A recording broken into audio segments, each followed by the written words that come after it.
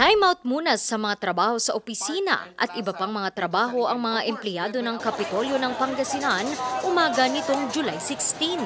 Sama-sama kasi silang nagtanim ng mga puno ng dita sa paligid ng Capitol Complex sa ilalim ng Green Canopy Program ni Governor Ramon Monmon V. Gico III. Isa sa mga excited sa aktibidad si Joseph ng Provincial Veterinary Office. Ay lalong gaganda po yung Capitol, ma'am, at dadayuin ng mga ang ating probinsya po. Para naman kay Myra, magandang pamana ang ganitong aktibidad. Maganda po kasi marami din pong mga panibagong improvements. Saka makikita natin yung magandang bukas na susunod sa ating mga kabataan. Higit 30 mga puno ang naitanim ngayong araw. Magtutuloy-tuloy daw ang pagtatanim hanggang sa maabot nila ang target na 3,000 native trees sa Capitol grounds. Bukod sa mas maganda at maaliwalas na Kapitolyo, para kay Lingayen Councilor Jonathan Ramos, malaki rin ang maitutulong nito sa paglaban sa baha.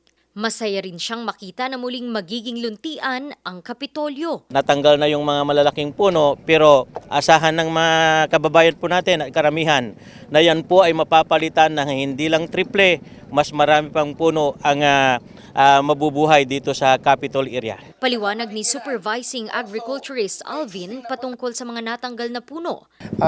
Yung mga tinanggal lang po natin, yung mga hindi karapat-dapat na mga punong kahoy like yung mga mahogany, no? So hindi po siya pwede dito or hindi po siya kahit pinapalitan lang po natin yung tugma o tugma na seedling, akma na seedlings or trees na para sa Kapitolyo o para sa Pangasinan. I'm very proud na bilang Pangasinense, proud din po ako na part ako ng Pangasinan Green Canopy Program ng ating provincial government. Dagdag niya, asahan na sa loob ng isang taon, ang mga punong itinanim ngayon ay lalaki at magiging matayog. Sa patuloy na mga hakbang ng pamahalang panlalawigan ng Pangasinan sa pamumuno ni Governor Gico III, hindi lamang naisa sa katuparan ng pangako ng mas magandang Kapitolyo at Pangasinan, kundi naitataguyod din ang luntian at napapangalaga ang kalikasan. Randy Guzman, RNG News.